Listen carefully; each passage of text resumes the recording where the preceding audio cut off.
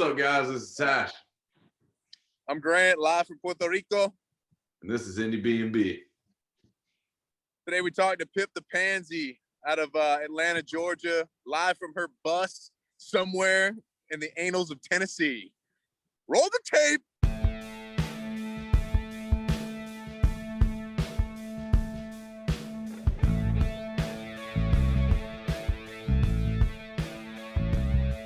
Welcome back to Indiebnb, joined by Aaron Birchfield from Pip the Pansy. How are you today? Good. Thank you for having me, y'all.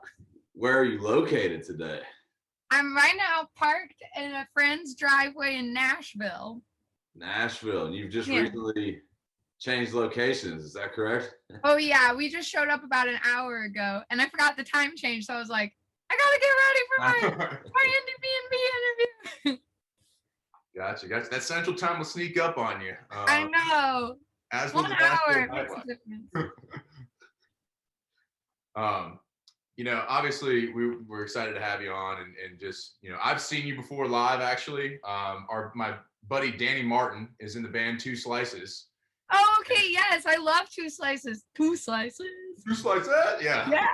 I saw them in Atlanta at Center Stage, and you were the pleasant surprise right after. I had never heard of you before, and what a joy. Thank you. The show, and my brother goes, yeah, dude, I'm interviewing the girl who played after Danny. He's like, oh my gosh, dude, what? I was like, yes. I go, yeah, I'm freaking hype about it too. Oh man, well, thank you. Thanks for coming to the show and staying. Of course. I had to. You came out hot. I had to come and stay. So. I think I had the wolf head on that night. Yeah. Oh man. Yeah, Grant's been hyping you up for weeks. He's like, we have to get Pip the Pansy on here, and then as soon as Lord, well, I hope I don't disappoint. No, you couldn't. So I guess we'll start at the beginning. How did this all come together? Oh my, the Pip the Pansy? Yeah, Pip the Pansy. Okay. Well, I went to school for photography, and truthfully, after I graduated, I was looking for jobs, and I was like, oh, this all sounds miserable. I don't like any of these options. After college, you get on monster.com or whatever and just send 1 million applications and get 0 emails back, and it's super depressing. And I had maybe written one song before, but I had a friend, Jamil. He's a really good friend of mine. He's actually one of my bridesmaids. But he was like, maybe you should just do music, which was kind of random because it wasn't a huge part of my life at that point. And I was like, well, okay, that sounds fun. So I just did a fake it till you make it thing and wrote a record and released it. That was really bad, and I've since taken it down because I don't know, kind of embarrassing. But I did that under the stage name Ren for a while, had a band and all this kind of stuff, and actually had a lawsuit with that stage name, and so finally turned into Pip the Pansy because that's a name that you might not get. Well, you might still get in a lawsuit for, but I had to pick something that nobody else was ever gonna have. And I like flowers, and I actually really love Pippin from Lord of the Rings. I identify with kind of the fool, he doesn't mean to mess up, but he's awkward and messes up. So it's I identify with that. And yeah, so Pip the Pansy came out of the lawsuit, really. I just wanted something ridiculous. And at the same time, I started delving into electronic music and got a little more confident with the flute, and thus birthed Pip the Pansy. Yeah. All right. So you just kind of started winging it. Did you have any musical background? Did you grow up playing instruments or anything? Kind of. It's funny because I always thought that I didn't. And actually, my grandfather passed away this year, and you start to, when people pass, you think about the influence they have on you. And he was a huge piano lover, and his sister taught piano and opera, I think. And so my house always had music playing. My sister learned piano. My grandpa played piano. My dad was singing and playing guitar. So to me, that was normal. And I didn't think about it as music is a big part of who I am. Because I was way artsier, kind of theater kid, visual arts. but yeah, when I took some flute lessons when I was young and dabbled a little bit in piano, but actually my sister was so good and I was self-conscious, so I quit piano and picked up the flute. But I just thought parents want their kids to have hobbies, and so that's what it was. It was like, oh, well, if I'm not going to do swim team, I'll do dance team. If I'm not going to do dance, I'll do flute. Like, bravo to my parents, because they always wanted their kids to be engaged in something. So yeah, music was a part of my background, but I never thought about it as a part of my background until recently. And like, oh, I did grow up with a lot of music, so it was in there just subconsciously, I think. Yeah. And then did you just go and record something by yourself, or did you have other people to collaborate with? Oh, well, it's embarrassing. It was an ex-boyfriend that helped me out. Hey, but everyone gets to start somewhere.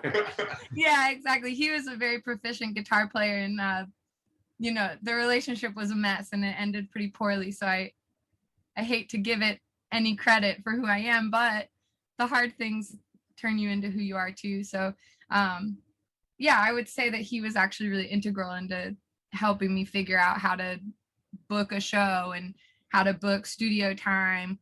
But I was totally faking it, really basic, like C, F, like 2-chord songs, lyrically made 0 sense at all, Mm-hmm. But it was fine. It's like, that's how you start with anything. You just throw paint at the wall until you kind of figure it out. So, but yeah, so songwriting was new, but I did have some concept of how to read music and how music sort of works. So I was pretty self-deprecating at that time, though. I was like, I don't know anything. I believe it was the great Dave Grohl that said, we need more people to just go into a garage and suck for a while until it's not great. So, hey, I love it. You went through your growth. Thank you. Yeah, it's good to, I feel good enough now in my journey to look back at the embarrassing stuff and be like, oh, that was so bad, but I'm actually proud of that past iteration for giving it a shot, so that who I am now can be slightly confident. But so I did the horrible thing of like Googling some of those old videos like a couple months ago, and it just like a cringe fest. I was in my room like, no, why did I do any of this? We're horrible. But it is what it is. And I'm sure at the time you were probably super stoked about it, and Oh yeah, but that's what's embarrassing about it, is that I was like, oh, I'm really good at my little ukulele. I'm like, I'm the shit. I'm gonna be famous in like a year. And I was so cocky. I thought I had it all figured out, and but it's good. I got kicked in the pants a few times, and now I'm a little more hey, the confidence might have been what kept you going. You got to have something to back your sales. Yeah. But one of the big things Grant and I were talking about this last week is we were listening to everything you have on Spotify is thank you. The shift from Apathy and Good Books, the shift from the sound to what happened like in a year. So what changed? I mean, I loved Apathy and Good Books. There's like a distinct sound shift to more. Yeah, thank you. I'm glad you noticed. That was pretty much the lawsuit was happening while I was doing Apathy and Good Books. And so I still had a band. I had some horn players. My ex was playing guitar, bass. I was on keys primarily, sitting down at a keyboard. So nothing like what you saw at the Atlanta show. Yeah. Or no, there were keys at the Atlanta show, but sorry, I lost my train of thought. Oh yeah, so I had a band then, and I actually released that record as Wrenn, Wrenn. It's my grandmother's maiden name. Then I got in the lawsuit. Legally can't have that out anymore, but luckily I had someone who was able to switch the metadata over to Pip the Pansy. And so I don't know, I might take it down one day. I like Summer Girls on that. That one I did on GarageBand. And so that was my first taste of electronic music. And I was like, well, this is kind of nice because I have more control over it. With the band, they were amazing and really good players. I wasn't well versed in directing other instruments. So I had a really hard time telling them what I wanted. And I'd get really frustrated. Like this doesn't sound like what I want. And I can't get these guys to play what I want. And it's, you know, I wasn't being a good leader, but I also just didn't know. And so it's okay. But yeah, that Summer Girl song, I always hated it. I hated on electronic music. Didn't hate it, but I grew up like Daddy's Girl, Beatles, Elton John, like classic rock, and I was like, real music is real instruments. But it turns out it's a lot easier for me to express myself with all those synths and, you know, just play drums with my fingers and all that jazz. So yeah, it was a blessing in disguise, that lawsuit, because it just made me have to start over anyway. And through that, I also came to terms with the fact that it was easier for me to make art electronically right now. You know, maybe that'll change one day, but that's the phase that Pip the Pansy's in. So yeah, Apathy and Good Books is technically Ren, and we just brushed the name off and slapped Pip the Pansy on it, but went electronic right after that. Well, either way, if you ever want to go back to acoustic, I think you're good, because you got some bangers on there. I mean, I love the title track personally. You know, I thought that it was, you know, very, you know, jazzy and just fun. And, you know, I was very, very, I was like, wow, this is interesting. This is not like the show I went to at all. Yeah, like, it's very different. Very different. He's like, watch the like drastic change. And I was like, what's he talking about? And then like, I think the next song I heard after that was All My Friends Are Animals. And I was like, oh yeah, that is a drastic change. I was like, that is, but it was awesome. I mean, but you still kind of like, were true to form. Like you could still feel like sort of the same. I don't even know what I'm trying to get. Like you can still tell it was you. Like it wasn't like a completely different person came in and changed the songs, but I really enjoyed it. Yeah. I mean, I've enjoyed everything I've listened to yours. So what sort of? I appreciate that. I appreciate y'all are real music lovers. Then, if you're noticing, that's why we do like this, is to get closer to music, like to help. We just like send each other music all the time. And we were like, why don't we see if we can like start a podcast and like talk to these people and figure things out about them and learn new stuff. And so this is a hobby. This isn't. We're not trying to get famous. We're just, you know, we're just like, yeah, this is fun for us. And if someone else wants to listen to us talk to people, then that's fine. Yeah. Oh yeah. Just genuinely. The best things are honest. So. We're just genuinely curious, because like, you know, you go to these shows and you see people, and you know, you only see them for that little bit of time. And like, you know, like for example, our buddy Crabclaw, who you've got to know through Danny and through, you know, the Charleston scene, like, you know, we didn't know a lot about what he was doing. And, you know, now that we've kind of gotten to interview him, and like, you kind of get a backstory and you kind of get to know the person behind everything. And, you know, I would have never known if I was just listening on Spotify that you got sued and there was a whole thing. Like, I mean, like that's something that we would, you know, we love learning that kind of background information and just like getting to see who's behind everything, you know? Yeah. Well, I'm sure the artists appreciate it. I might have lost you there for a second in the middle of that. Yeah, it said my internet was unstable, so I will see. Oh, I assumed it was me because I'm in a school bus. No, apparently your school bus has better internet than I do. Here, I'm gonna get off your Wi-Fi. There you go. Let's see here. Oh, yeah. All right, we're back. And we're back. Quick internet glitch. We'll be okay. No worries. We're all used to it. Yeah. You know? 2020, 2021. I mean, it's all the same. Year of the Zoom. So what's the plan with the bus? Are you going on tour? Eventually, you know, right now touring is obviously pretty minimal. But the goal, so there's a dog up here. I don't know if he's kind of sleepy, and then I have another dog next to me. So normally when we're touring, I got to go drop the dogs off at my parents' house. So really the bus is just a glorified doghouse on wheels so that we can tour with the dogs. But for now we're just adventuring, you know.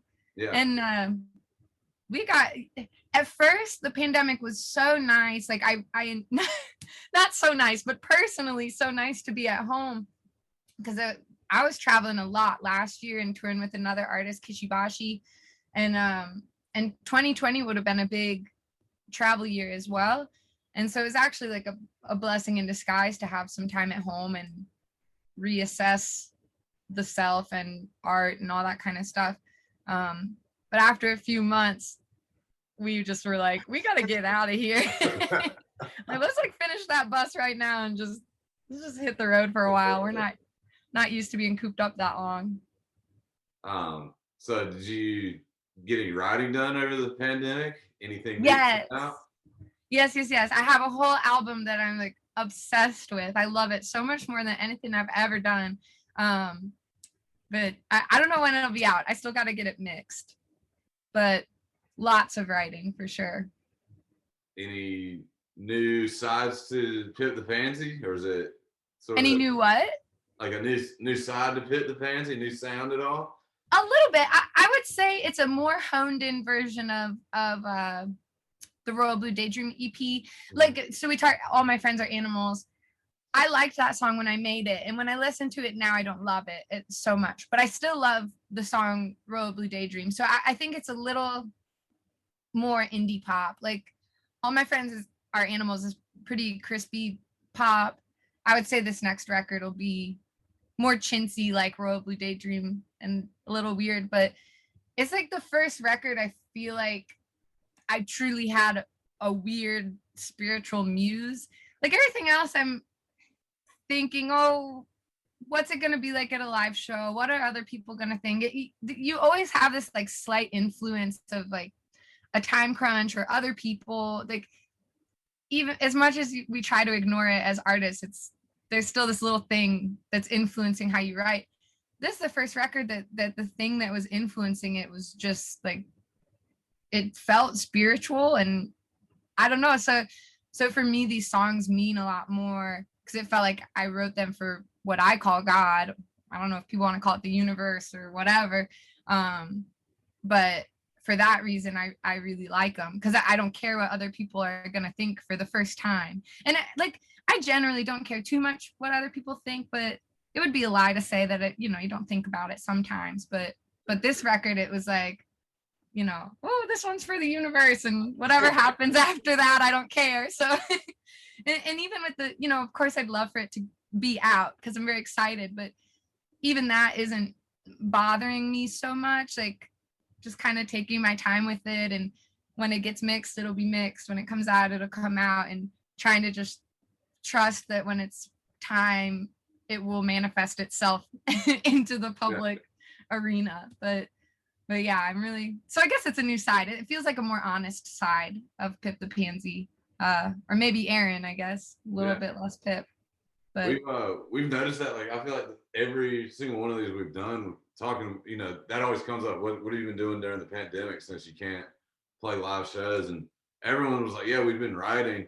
And I swear everyone says that, like, we stopped caring about, like, can we recreate this live? And I don't know if that had something to do with, like, everyone's just sitting around and like, who gives a shit? Like, we're not playing live now anyways. But yeah, I mean, it just makes you assess what are you doing? Because if you're making music with the intention to just crank it out and get famous, it's like, well, you can't do that during a pandemic. And if you're making music so you have a really stellar live show, well, you can't do that during a pandemic. And so I think a lot of the artists sat down and they're like, okay, why am I drawn to write music? Like, why am I writing music? Because most people start because they just love it, and it has nothing to do with the hustle. But I get lost in the hustle really quickly. Once this cranks up again, it's like, I just pray that I'll stay true to the art, because I realized during the pandemic I was simply hustling,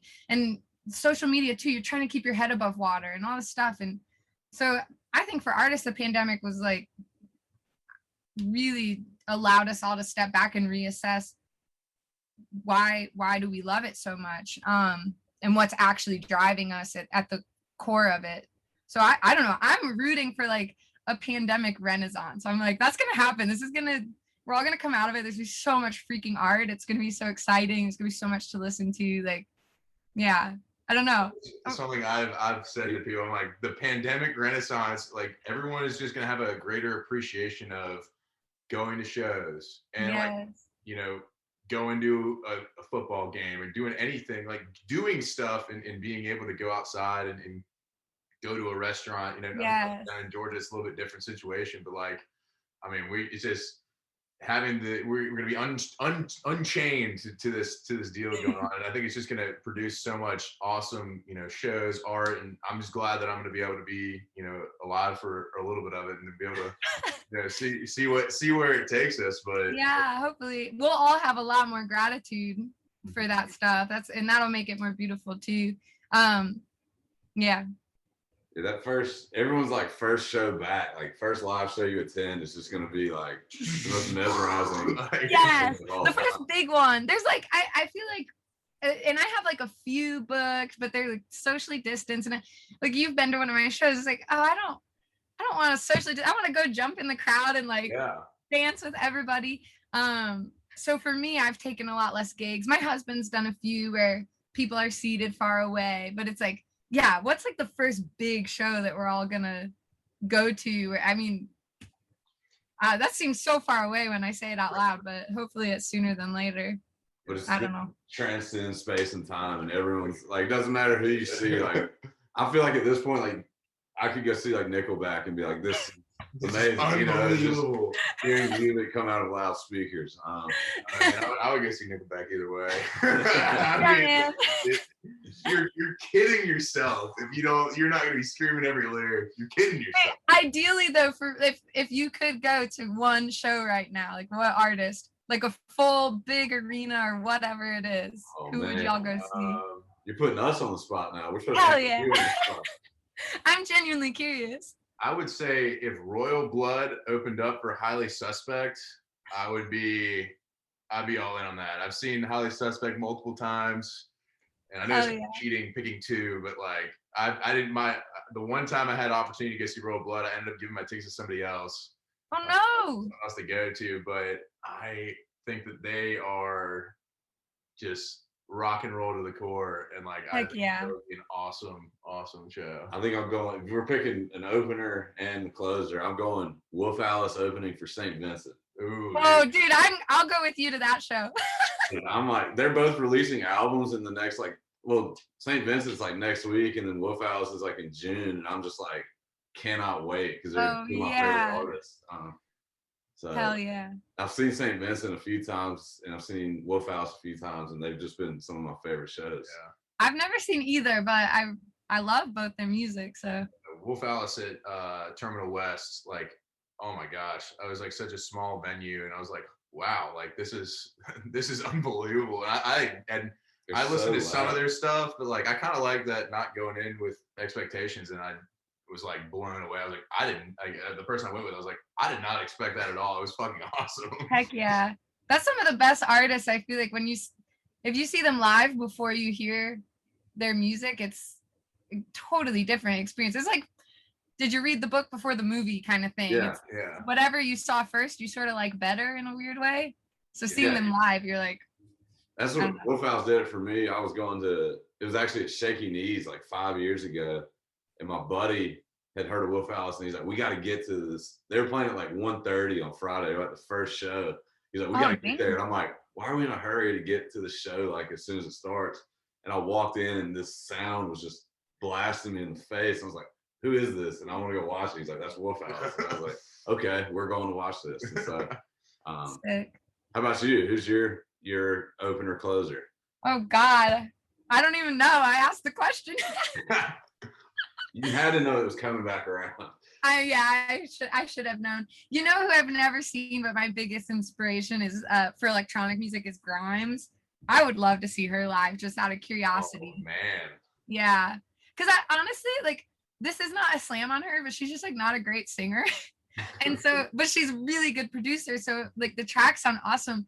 But I would like genuinely like to see it live because I feel like, I don't know. I think it's nice to hear pop electronic music with not a super polished vocal. Like sometimes it just feels too, like, no offense. I mean, great singers are great. Like Ariana Grande, like I'm so happy for her that her voice is amazing, but it's almost like discouraging. You're like, oh God, like that's just like. Is that what I need to be? Like, yeah, exactly. I'm like, that's like so perfect. But then to see someone like Grimes, I feel like she's just an artist and it doesn't matter. Like kind of like Bob Dylan. It's like, his voice is cool, but I would say it's an acquired taste. It's not like, wow, he's got just the greatest voice I've ever heard. but you appreciate it because it's art. Josh Groban. I mean, he's kind of got that grimy. I've had a couple cigarettes voice. You know, that's what I'm talking about. Yeah, but I relate to that. Like, I feel like I don't know. Like, I sing kind of pitchy sometimes or whatever. So I like seeing people live that are not perfect, because then you're just like, oh man, they're just an artist and they're so brave, and it doesn't matter if it's perfect or whatever. So I would want to see Grimes, but other than that, golly, I don't know actually.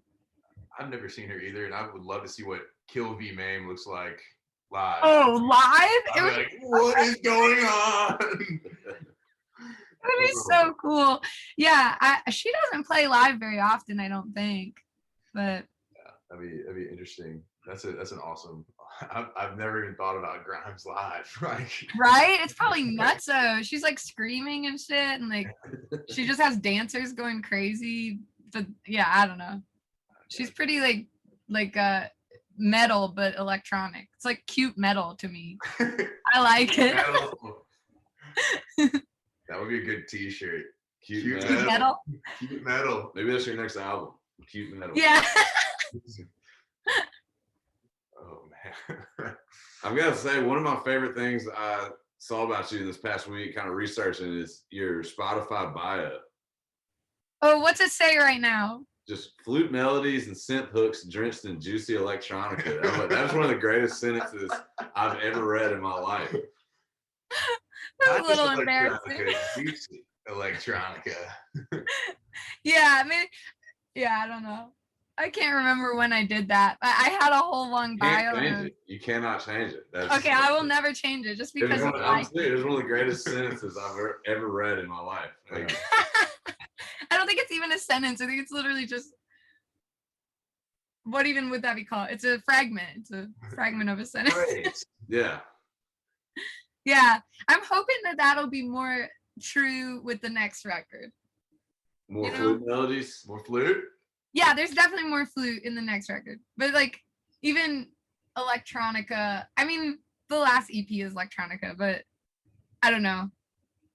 I hope I deserve that sentence fragment with the next thing. You know, I'm sure I was writing it with my eyes towards the future, you know? There you go. And so, also, you're not scared of snakes, apparently. No, yeah, okay, you saw those pics.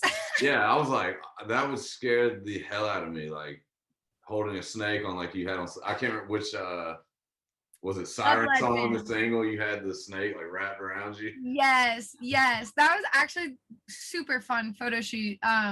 There's another musical artist that he just happens to love snakes, and I had reached out to him. He's like another Atlanta guy, and yeah, he was like, oh yeah, I would love to bring my snakes for this photo shoot. And so I felt really safe because he was so obsessed with snakes that it didn't feel like anything was going to go wrong. Like, he really knew his snakes very well. But it was bizarre. Like, I think I maybe touched a snake in middle school on some field trip or something like that. Yeah, but like, I hadn't held a snake ever. And he plopped it in my hands, and it's like, it's dry. Yeah. But in my mind, I was like, this is going to be a wet, slimy snake. And it's just like a big, dry, heavy mussel. Yeah. It's so weird. But yeah, they were cool. Do you take your photography background into kind of designing your art and album covers and stuff? Or do you have someone that helps you with it, or is it all you? Yeah, 100%. So a lot of the stuff that I have, like on Spotify, I think, and whatever, my friend Jordana, who I went to school with, she's actually the photographer behind a lot of those, but I definitely put my hand in the art direction, and I'll do a lot of my own photo shoots as well. But yeah, that was one of the appeals to doing music, was being able to construct the whole thing. You know, you could like have your own visual thing, your own soundtrack. You can kind of play your own character. I like the idea of an all-encompassing like world that I get to create. That's why it's hard to find a real job, because I was like, I just like to make stuff. And yeah, so there's a whole side of trying to match, you know, the mood of the song to a photograph or to a music video. And Grant's a big music video guy. He loves music videos, and he thinks it's a lost art. Yeah, I've said it many times on here that, like, to me, people don't put them out as much because it seems like it's just something that, all right, we're gonna put it on Spotify and we'll be done with it. But like adding the visual element and like, you know, some of the things like Californication for the perfect example, like I'd never forget that that's a video game they're playing in that whole entire video. And like that, when I hear the chords, I think about them like spawning into the arena and like they're about to go do all that stuff. So I love, you know, music videos and just the way, you know, people are going at it. I mean, our buddy Crabclaw, kind of to bring him back, like his music videos are absolutely off the wall wild, and he does them all just like he thinks of an idea and he's like, yeah, all right, what would be funny, and then like, how can I, you know, make it mine, and just goes and really visualize the music. Like I think that's such a piece that people forget about, you know, sometimes just with it's expensive too. I would say with a lot of indie artists, maybe they just can't like afford the vision that they have for it, because there's nothing suckier than like having this grand vision and then realizing maybe you don't have the means to execute it. But I agree with you. Like I find music videos super entertaining, super informative as to what the artist was thinking about with their song. Like it just adds a whole new layer to something you might already love. Like if you found like a secret chapter at the end of a book by your favorite author, you'd be like, oh my God, there's a whole nother thing. It's like when someone puts a music video out with their song, you're like, oh my gosh, I'm gonna learn so much more about this song right now. That, you know, I agree. I love music videos a bunch. But they are expensive if you don't have the, I don't want to say creativity, that's mean. Because you can be creative with a really limited budget. But Like, you know, some people it's hard. Yeah. I don't know. You got to know someone that's got a camera. You got to know someone that is good with prop designs. And, I feel like that's where a lot of people can get, like our buddy Crabclaw, I think he knows people that do anything and everything he needs to get done. He knew a guy that knew how to make a Molotov cocktail and blow up a car. And he did that. He blew up a motorcycle. And he like knew the guys at the Indian dealership to get the motorcycle there. You know, Danny. Wait, I want to see this music video. Oh my God. It's we'll send you the link. It's wild. That one's called Father's Day. Cars exploding. Yeah. But my buddy Danny, you know, Two Slices. I mean, their video for you know, Slow Poison is just Danny in like a bar, and then Danny in like a chair with like some crazy lighting behind him, and you know, he can dance because he, you know, did dance lessons, and he's like super into that. Like he just, you know, he made it himself, and then, you know, he's got a couple other ones out for their other stuff that's just like him like doing a jazzercise class and like I love it, like a 9mm. So yeah, definitely. Music is a wild one. I'd love to see one. You know, do you have one out for Medusa, like with Siren Song? Okay, Siren Song. Yes, and I just put one out in December for White Line Fever. Okay. Yeah, and then I have some off the Royal Blue Daydream EP, but they're kind of nonsense. I'm not proud of those so much, but they're there. Gotcha. Yeah. Notice a lot of mythology within your Greek mythology within your music in Love Legends. Tell me, like, I mean, what's your interest in that? I mean, I used to be very into that when I was younger. So like, what kind of spawned your interest in there? Yeah, I'm trying to think what was the first thing that sparked it. I might have written Medusa first. Hold on, I gotta think back to this time. Oh God, no, I was reading the Odyssey on an airplane, and I was like, this is so cool. I really love archetypal stories, really obsessed with things that mean something now. Like that's my one like critique on myself in the past. Like the Royal Blue Daydream EP feels kind of selfish. Like I was just trying to write stuff just to have it. Love Legends, I would say, is my first warm up of my music should mean something more than just, I don't know. The songs are not meaningless, but they just came from more of a very self-centered lens, I guess. Yeah. Which is okay. Like sometimes that produces really good things, but I could tell I was trying too hard. And I was reading all this Greek mythology. I'm like, these are just really good lessons to have. And they resonate across time, and it just feels good to read them. And so I was like, oh, I should just be inspired by this and make music that has more of a direction. So Love Legends feels like a stepping stone for this next thing that's coming, because the next thing feels way more intentional and way more rehearsed in like universal truths and stories that I find personally helpful, and I think they've been helpful for thousands of years for many humans. Like, I don't know. It's like I want to be a part of that. It's so cool to read these great works of art and look at great works of art and be like, oh, if I could only just like get like a touch of that in my own artwork, I would feel so excited, you know? So yeah, I was definitely deep in the Odyssey during Love Legends and really fascinated with sirens and Medusa. I'm about to ramble, so y'all stop me if it gets long. No, I asked the question because I was, we're learning. I want to know. Well, thank you.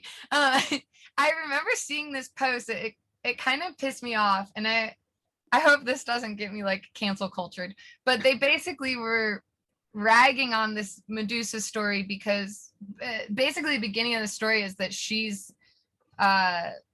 I'm not going to remember the correct words right now, but she's like a virgin for the temple of Athena. So a very pure person that is worshiping this goddess. And she basically gets raped by Poseidon and turns into this horrific monster. And so people are like, you know, boo patriarchy and white men, and let's like reverse this. And Medusa's going to cut Perseus's head off. And I'm like, that's such a shame, because the story is actually really helpful if you try to read into it. Because the thing is, if you are the most innocent person that has something super tragic happen to you, it's very likely that you'll turn into a monster. Like the times that I have been unjustly treated by whoever, it doesn't matter, I have a tendency to get resentful. I have a tendency to shut down, block people out, right? Like, you're on your own island, you turn people to stone because you're so depressed and negative, they don't even want to come near you. Like, there's all these things that happen when horrible things happen to you. And so I get frustrated with the current culture for not trying to understand why things of the past have, I'm okay for change. Like, I'm an artist person. I'm like, yeah, let's modify things where they need to be.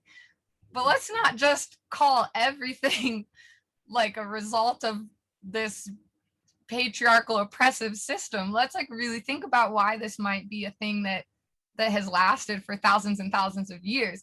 So I remember being sort of like pissy at this Instagram post and be like, I'm gonna write a song about Medusa and she's gonna be pissed. And like, like, dude, if I was raped by Poseidon and turned into like a crazy woman, like, yeah, like I would not be a happy, good person anymore, you know? And it is sad and it's tragic, but I think there's a lesson to be learned. It's like, I don't know. So that was part of it. It's like a real human connection side of it. Like it's a real story that people can connect to. And if you just delete that, then you're just deleting a human experience that, you know. Yes. And I just think it is to our own demise to try and delete this stuff. Even like, I'm hype on Jesus. I really like him, and I'm okay if people don't, but like the rap that Christianity gets to him, like, I know there's bad Christians out there, but let's not just throw the Bible out as if it's this thing that's used to oppress people, because the original intent of it is, it's not that. And so all of this stuff, I think it's really worth like digging into it and not shallowly. I think like it takes a lot of excavating of what's true about this stuff, and then you take what's true and hopefully bring it back to the surface in a way that's current for people to relate to. And I think that's a role of the artist too. Like, most of us artists are not coming up with anything new. We're just trying to come up with a more current way of saying something that's existed since the beginning of time, basically. So that's like all the stuff I think I was thinking during Love Legends. You're lying your mind. It's kind of a rant. I know. I hope it doesn't get me in trouble. You never know these days. I don't think it'll. I think you'll be okay. Yeah. Okay. Good. I think you'll be okay. I think that was well thought out and definitely put together well. But transitioning is White Line Fever. Is that about the middle of the street or what? Like, Yeah. what was going on there? I've never done cocaine ever. And I got so many messages about cocaine when I was like, I'm releasing a song called White Line Fever. And it, like, you know, I had already plugged it in to what's it called? My distributor. I already put it in, you know, there's no going back. And I start getting these messages and I'm like, oh, I had no idea. Like, of course, a white line, like just zero clue that was going to have any drug connotation. So, it's not about drugs. It is using the road as a metaphor for, yeah, you got it, man. I told you. Let's go. But to add another layer to the road is that it's actually about like spiritual exhaustion. I'm getting hippy dippy on y'all tonight, but basically during the pandemic, I was like getting so jazzed. I'm like, I'm one with the universe and like I can hear the voice of God. Like, you know, I was having days where I just thought like I could understand things, and then the next day I would be like, oh my gosh, I don't remember anything I learned and I can't hear the voice of God, and I'm just this weird hippie musician, like not whatever. And so I wrote that song out of like knowing that there is something beyond myself that is driving me, and that sometimes I'm driving for so long that you just forget, like you zone out. White Line Fever is when you're driving at night and you literally get amnesia, like you can't remember that, like between however many miles you're like, whoa, I don't even remember driving those miles because it's so repetitive. It's like hypnotizes you or whatever. And I feel that way sometimes spiritually, where I'm like, I swear there was something beyond myself that was like really cool that I was thinking about, but gosh dang it, I can't remember what it was, but I'm just going to keep driving anyway. And like there's enough clues around me to tell me I should just keep aiming up, even though sometimes I get this white line fever and I can't remember. So the song repeats, you know, woke up behind the wheel again 3 times.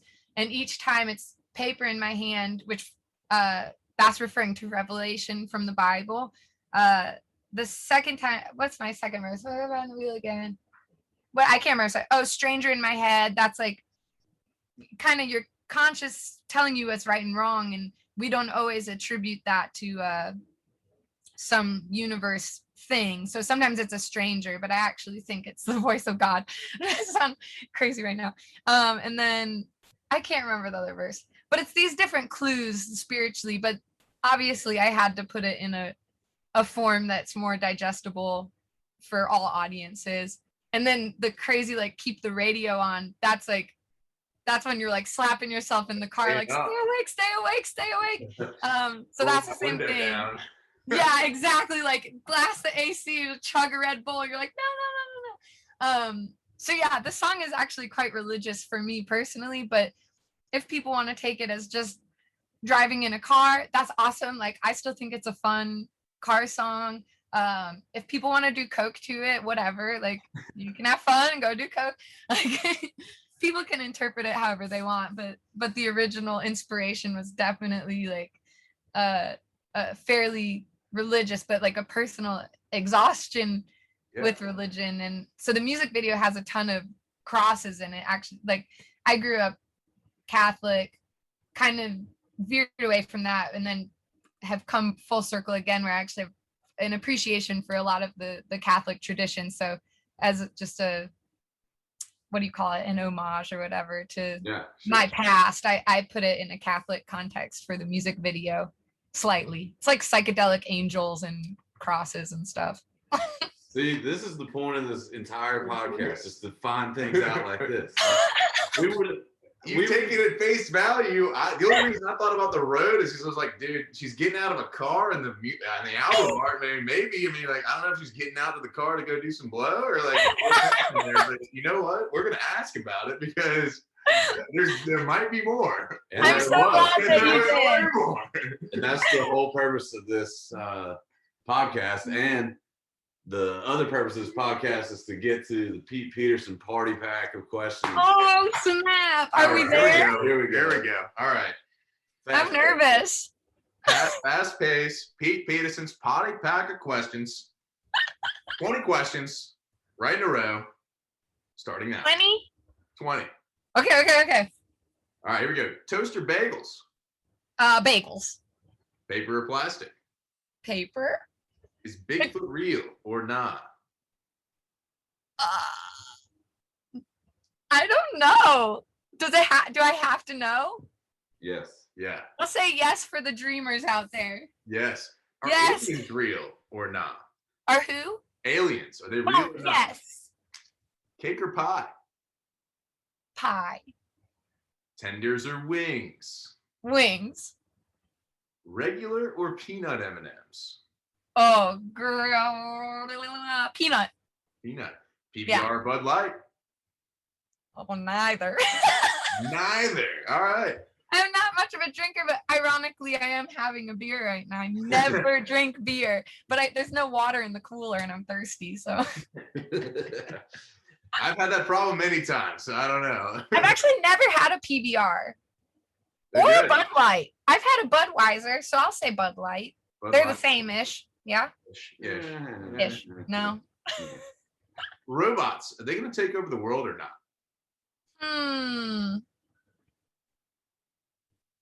Oh, I suppose they might, but I don't know if it matters. That's the best That's answer I've I heard. don't know if it matters. Doesn't I even like matter. that. Party all night? All right, party all night or day drinking? It's funny because I really don't drink. So I guess I would party all night, maybe. Party all night. Sunrises or sunsets? Sunrises. Formal or casual? What's the event? Just in general. I hate wearing formal clothes, so I like casual better. Oh, man. Yeah, I'd say I'm mostly casual. Unless it's a show day, then I'll just wear whatever All right. I'll go as formal as I want. This one's gonna be a little bit obscure. Ace Ventura 1 or Ace Ventura 2 When Nature Calls? Wait, is Nature Calls the one where is that the one where he comes out of a rhino butt? Yes. Oh, that one. Okay, so number 2. Wow. So glad she saw the movie. Red wine or white wine? Lot of drinking in this one. I don't know. I like red wine. All right, Italian. So this one's gonna be easy. Tulips or pansies? oh, pansies all day long. Come on. What are you thinking here? Who wrote these? Parliaments or cloves? Parliaments? Or cloves, cigarettes? Oh, these are cigarettes. I've never smoked either. All right, well, we'll skip that one. I'll say Cloves. Parliament. I like the name. Cloves, because they're kind of like pansies. Oh, okay, cloves. Y'all pick for me on that one. Is love at first sight real or not? Yeah, but maybe not romantic love, but love is real and it's everywhere and it's all the time. So it would stand to reason that you could love something upon seeing it only once. Damn. Chips or pretzels? Chips. wait, love at first sight real? And we're going to go to chips or pretzels next. All right, this one's a yes or no question. You ever had circus peanuts? No. The big orange peanuts at the gas station? I've never had them. Are they If good? you're on the road, I tell you what, I'd highly recommend them. I'll get some tomorrow just for fun. Are they good or bad? They're real. I think they're really good, but pretty much the universal notion is nobody likes them. So Are they just sugar? Yeah. I mean, I like sugar, so. All right, she might be in. She's in the orange peanut club. All right. And finally, we end every Pete Peterson's party pack of questions with a few bands that we ought to know. And we like to write them down and then research them as well. So who are You some ought to bands know? that you love that we ought to know? Well, with Sam Birchfield, my husband. Okay, fair enough. I love him and you ought to know him. And are these people that you want to interview? We want to interview, or we're going to feature. Do they have to be our, accessible?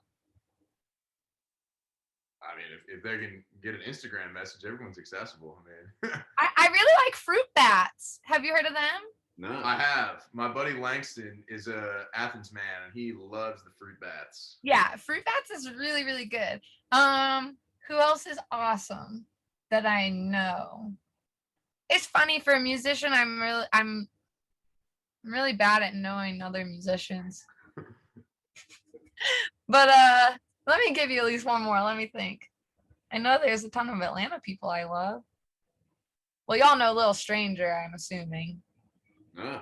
You don't? No. Wait, are y'all Charleston or you're Atlanta? We're Atlanta. We're Atlanta. Oh, frick. Little Stranger, they're my favorite buddies in the whole world. They're Little like Stranger. Yeah. We do this podcast is to find more music. Yeah. Oh, we can end it at them. If y'all interviewed them, it would be a hoot. They're very silly. Perfect. And, Perfect. yeah. We're pretty silly. We'll get 'em on the podcast. Yeah, and they like to make music videos, so you will appreciate that they Let's do get music it. videos. Amazing. Well, Pip the Pansy, it has been a pleasure talking with you. Hopefully, we can see you sometime soon, and we can all rock Park it. Tavern, Park April 1st. Tavern. Yes. April 1st, correct? Yeah, that's in Atlanta. Tickets still available? Yes, because I haven't promoted it hardly at all. Perfect. Boom. Promotion right now. We're Right in. there. I tell you, we'll get as many as we can. Heck yeah, during the Wow. pandemic. That's right. Safely as many as we can. Yeah, exactly. Thank you guys for having me. That was a lot of fun. Of course. Appreciate you. All right. Sweet. Hey, enjoy the rest of your road trip there. I hope you have a Thank lot of you. fun. Thank you. All And right. I'll see y'all around. See ya. Yeah. Peace.